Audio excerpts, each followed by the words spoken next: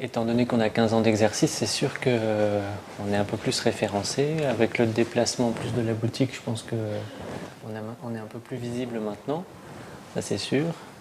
Et puis une institution, c'est peut-être un bien grand mot. Peut-être, oui, présomptueux, peut-être un fleuriste marquant. Parce que la boutique est quand même particulière, une institution, c'est peut-être... puissions-nous le devenir peut-être. L'amabilité, oui, on a un commerce, donc si on est aimable dans le commerce, c'est quand même, on espère l'être. Raffinement, dans l'art floral, comme c'est une démarche complète de l'art floral, oui, on essaie d'être, raffiné, c'est peut-être un petit peu présomptueux, mais d'être délicat et d'avoir une certaine sensibilité, oui. Et puis talent, on espère qu'on a du talent quand même, un petit peu. On espère. Une exigence qui est certainement là, après le talent, bon, ça c'est vrai qu'on... pour pas mal de personnes. C'est le métier de... Toute cette recherche quand même de l'exigence, qui pour toute l'équipe, je pense, est un peu un moteur. Je pense aussi ce qui fait la force et la façon dont on s'organise. Il y a un dialogue permanent et ouvert avec tous les employés, tous les salariés. Et on a une petite réunion d'ailleurs tous les matins pour expliquer un peu la démarche de la journée, la démarche de la semaine, du mois et puis la direction dans laquelle on veut aller à long terme. Et je pense qu'on est assez proche de ceux qui travaillent avec nous et on essaye justement de renforcer l'esprit d'équipe aussi en leur faisant bien comprendre qu'on est justement une équipe et qu'on a besoin des uns des autres pour y arriver parce que avec les meilleures volontés et idées du monde, sans équipe, on ne fait rien. Pour la formation de l'équipe, on essaye de faire le maximum de déplacements aussi tous ensemble, justement de faire un vrai travail d'équipe. Pour les sensibiliser à autre chose, à d'autres regards. Parce que nous, on a eu la chance de côtoyer d'autres fleuristes aussi qui nous ont appris pas mal de choses. Donc c'est toujours intéressant de faire ça aussi avec l'équipe. Donc on essaye de voyager beaucoup avec eux, de leur montrer des choses le plus possible. Et je pense que c'est intéressant pour chacun. Et ça, on essaie de les sensibiliser aussi à ça à travers justement, comme disait Christophe, les voyages, les salons, la visite d'autres fleuristes, fleuristes, en participant à des concours, parce que l'équipe maintenant fait de plus en plus de concours. Ça permet de voir aussi d'autres techniques florales et ça c'est intéressant justement pour toute l'entreprise, toute l'équipe. En les faisant aussi aller dans, par exemple quand on a un déplacement, qui sont en formation ou en stage, on essaie de les faire aller dans des jolis endroits, des hôtels qui sont particuliers ou des univers qui ne sont pas notre quotidien pour justement cette ouverture d'esprit qu'on n'a pas et puis qui est de toute façon à remettre et au fil des années, il faut se former et se remettre en question tout le temps. Quand ils arrivent chez nous pour leur formation, tout ce qu'on a recruté pour l'instant, c'était avec CAP et BP. C'est ce qu'on demandait. Donc déjà une formation. Oui. Il faut que techniquement, ils aient déjà des bonnes bases. Pour les critères d'aménagement, c'est vrai qu'on a une démarche, une réflexion assez contemporaine sur le métier par rapport à ce qui se fait dans le pays, on peut dire. Et des magasins travailler avec des bétons bruts, un peu comme on l'a fait. Maintenant on le voit peut-être un tout petit peu plus, mais c'est vrai qu'à l'époque on ne le voyait pas. On adore, c'est un style qu'on adore parce que c'est très épuré et si le magasin est épuré et sobre, le végétal il est mieux mis en scène dans notre sens.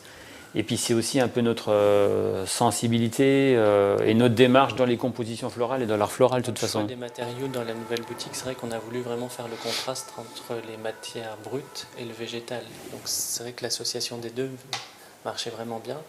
Et sinon pour l'aménagement, c'est vrai que c'est beaucoup Olivier qui s'est occupé de ça. Et là c'est plus notre expérience du métier qui a parlé. On savait comment on voulait présenter les fleurs, comment on voulait présenter les plantes.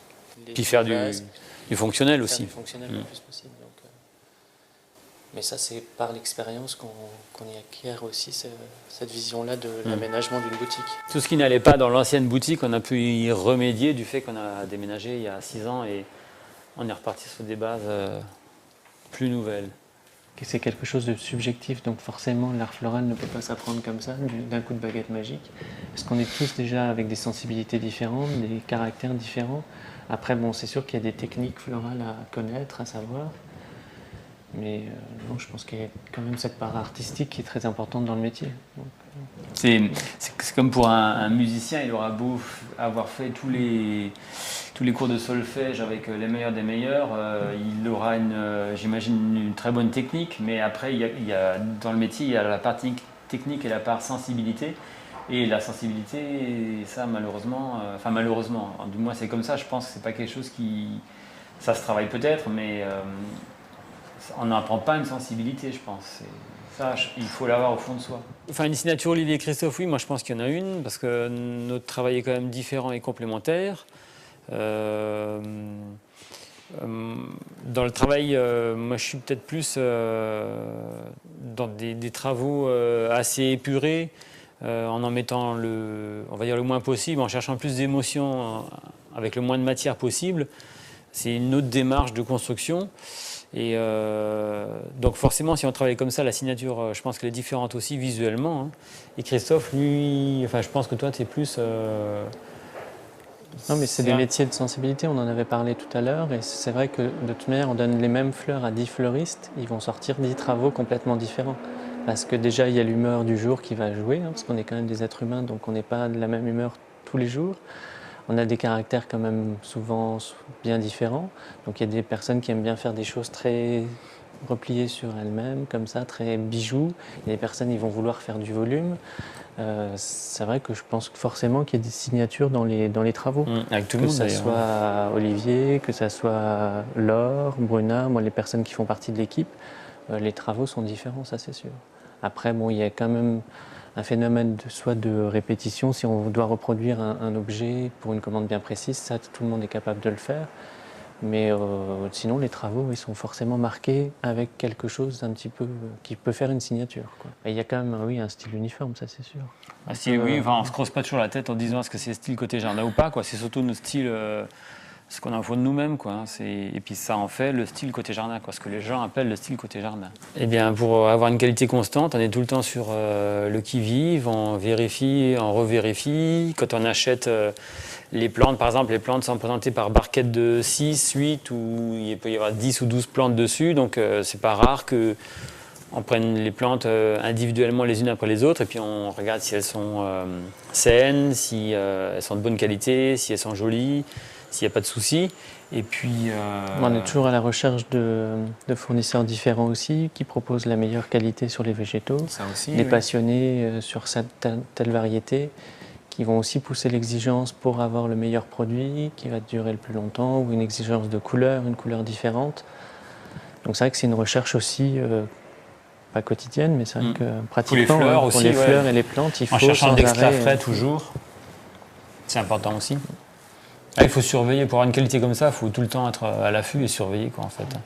On préfère toujours voir les produits que l'on achète plutôt que d'acheter par Internet comme on pourrait faire ou sur catalogue. Parce qu'une plante ne ressemble jamais à une autre plante. Il y a toujours une particularité qui fait qu'on va préférer une par rapport à l'autre. Et pour les fleurs, c'est pareil. Dans les coloris, ça peut être très différent parce que quand on commande par exemple du rose, le rose, il existe dans beaucoup de tonalités et de nuances. Et on fait déjà nos pré-mélanges lors des achats, donc on sait déjà vers où on veut aller, donc il est préférable de voir ce qu'il nous faut. Mais le faussement simple, pour nous, ça décrit, en fait, essayer de trouver la ligne la plus pure pour exprimer quelque chose par les fleurs. Donc c'est vrai que plus on est jeune dans le métier, plus on a tendance à vouloir rajouter des éléments et décoratifs, et on a plein de choses maintenant à disposition, donc on peut jouer avec des fils de couleurs, plein d'éléments différents. Mais souvent, même quand on est dans des concours, on voit qu'il y a des pièces qui sont très travaillées, mais l'émotion n'est pas là. Et c'est ça qui est peut-être parfois dommage, alors que quelque chose qui va être bien pensé, bien travaillé, il va être simple, on a l'impression qu'il sera simple, mais il sera très fort, quoi. Et c'est ça souvent qu'on cherche à trouver, c'est quelque chose de simple, mais fort en même temps, dans l'émotion. Ça correspond beaucoup à ce que moi j'aime et j'adore. C'est vrai que c'est ce que je disais avant, c'est exprimer beaucoup en mettant très peu, quoi. Et c'est vrai que on tend vraiment beaucoup à aller vers là, et c'est ce qui a d'ailleurs étonné et séduit beaucoup de clients, je pense.